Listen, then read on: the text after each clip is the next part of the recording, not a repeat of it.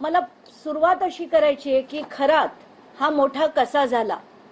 त्याला मोठं करणारे सगळे राजकारणी होते, त्याला मोठं करणारे अधिकारी होते, त्यांच्या दिमतीला सगळे होते, अधिकारी होते, सगळे राजकारणी होते. त्यातले आता काही राजकारणी नुसतंच भविष्य विचारायला किंवा एकाने सांगितलं म्हणून गेले असतील, पण काही राजकारणी संधी साधूपण करायला, काही काही साध्य करायला नक्कीच गेले असतील. म्हणून मी सगळे जेवढे राजकारणी मला सापडलेत त्याच्यात त्या यादीत, ती नुसती यादी वाचून दाखवणार आहे.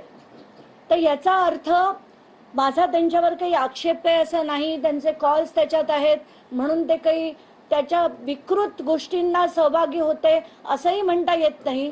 पण राजकारणी तिथे गेले हे मात्र मला नमूद करायचंय, म्हणून मी ती सगळी नावं वाचून दाखवते. नाशिकचे आमदार नितीन पवार, चंद्रकांत पाटील, चंद्रकांत पाटलांचे पीए मंगेश देशपांडे, उदय सांगळे जे सिन्नरहून उभे होते, जे हरले ते देखील गेले होते.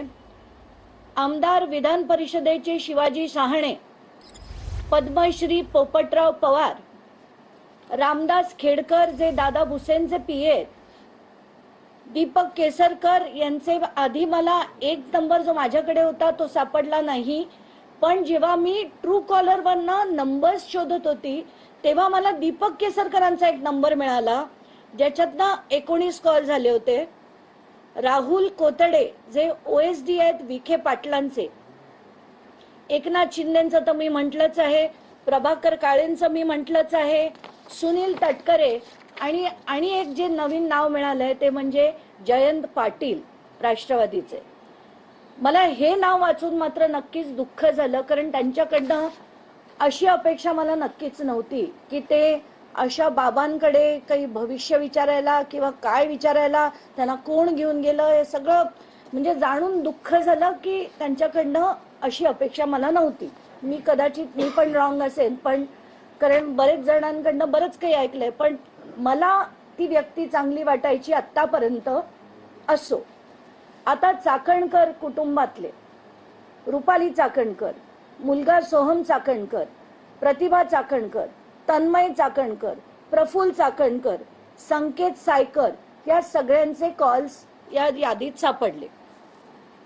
आता रुपाली चाकणकरांनी काल एक फेसबुक पोस्ट लिहिली आणि त्या फेसबुक पोस्ट मध्ये त्यांनी लिहिलंय की माझ्यावर जे एक्झॅक्टली धनंजय मुंडे बोलत होते, एक्झॅक्टली तेच शब्द की माझ्यावर मीडिया ट्रायल होते, माझ्या विरुद्ध पुरावा दिला जात नाहीये, माझं अमुक नाहीये, माझं तमुक नाहीये, असं जे विधान त्यांनी काल केलं फेसबुक पोस्ट थ्रू, आणि त्या पण एक्झॅक्टली धनंजय मुंडेंसारख्या सध्या मीडियातनं गायब आहेत.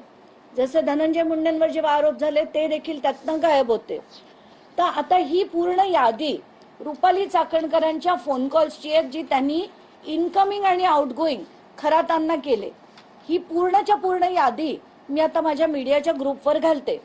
ह्याच्यात 177 कॉल्स आहेत, त्याच्यात जसं मी आधी म्हटलं कॉल रेकॉर्ड्स 177 आहेत, ज्याच्यात इनकमिंग कॉल 119 आहेत, आउटगोईंग कॉल 58 आहेत, आणि हा डेटा 1 एप्रिल ते 17 मार्च आहे.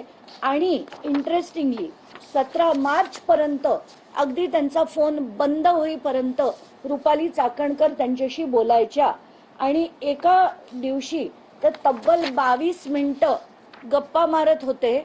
हे कशाच्या गप्पा होत्या, त्यांना त्यांच्या संस्थानाची बोलणी होती का, आणि त्यांना अजूनही जर वाटत असेल की मी काही चूक केलेलं नाहीये तर परमेश्वरच जाणो. कारण